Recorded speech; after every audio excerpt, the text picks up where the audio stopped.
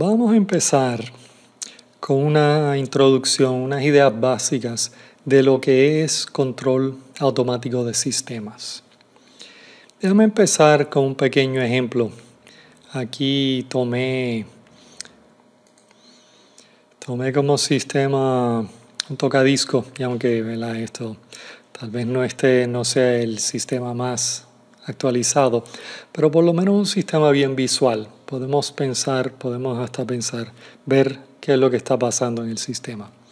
Así que vamos a suponer que tenemos un disco aquí y queremos controlar la velocidad angular de ese disco. Así que tenemos un tocadisco aquí. Vamos a suponer que está conectado o el tocadisco tiene un motor DC.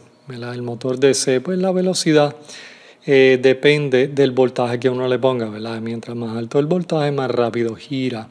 Así que en este caso está conectado a una fuente DC de voltaje. Aquí tenemos, ¿verdad?, un potenciómetro donde podemos entonces controlar el voltaje que sale de una de las patitas del potenciómetro, entra un amplificador y ese es el voltaje que se le está dando al motor DC. Y entonces con el potenciómetro podemos cambiar la velocidad de ese motor DC. Ahora, esto sería más o menos una representación de lo que está pasando físicamente. Nosotros también lo queremos representar con diagramas de bloque. En este caso el amplificador, el motor DC y el tocadiscos, lo que es el proceso que estamos tratando de controlar, están representados aquí.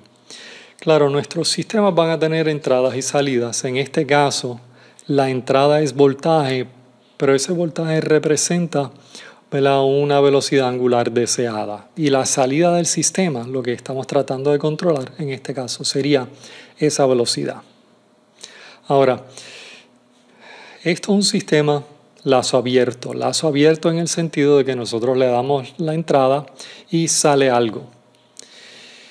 Esto es, ¿verdad?, en distinto a lo que llamaríamos un sistema de lazo cerrado, donde en el sistema de lazo cerrado se mide la salida, ¿verdad? Si nosotros vamos a tener alguna posibilidad de controlar o modificar la salida si no es lo que queremos, hay que medirlo, ¿verdad? Hay que saber si la salida es lo que queremos para entonces modificarlo. En este caso, le podríamos conectar un tacómetro a nuestro motor DC para saber cuál es la velocidad a la cual está girando. Y en este caso, el voltaje de salida del tacómetro estaría directamente proporcionalmente relacionado a la velocidad. O sea que mientras más rápido gira el motor DC, más alto el voltaje. Por eso entonces le podríamos poner aquí un negativo. Así que si va muy rápido, entonces esto daría un más voltaje negativo y bajaría el voltaje y bajaría la velocidad del motor DC. Y entonces, dependiendo obviamente del motor y del tacómetro, etcétera, etcétera, nosotros podríamos hacer que estos sistemas se autocontrolaran, ¿verdad? Que girara a la velocidad que uno quisiera.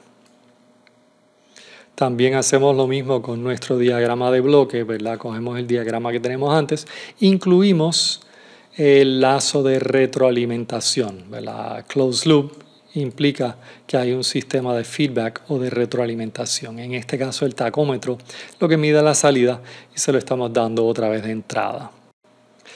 Si queremos diseñar, ¿verdad?, si le queremos añadir un control automático a un sistema que nosotros tenemos, ¿verdad?, típicamente le podemos poner, ¿verdad?, pasos a este proceso de diseño. No es exhaustivo y no es necesario tal vez en todos los casos que uno vaya a través de todos los pasos, pero esto en general son los pasos que uno pasaría cuando está haciendo este tipo de diseño, ¿verdad? Normalmente, cuando uno quiere hacer un sistema de control automático, ya tiene un sistema a la cual quiere controlar. O sea que tiene un sistema que quiere controlar. Y entonces vamos a suponer que sea un sistema que es un aire acondicionado, ¿verdad? Y nosotros vamos a diseñar el sistema de control que cuando uno aprieta el control remoto, cambia la temperatura y lo lleva a la temperatura deseada. ¿verdad?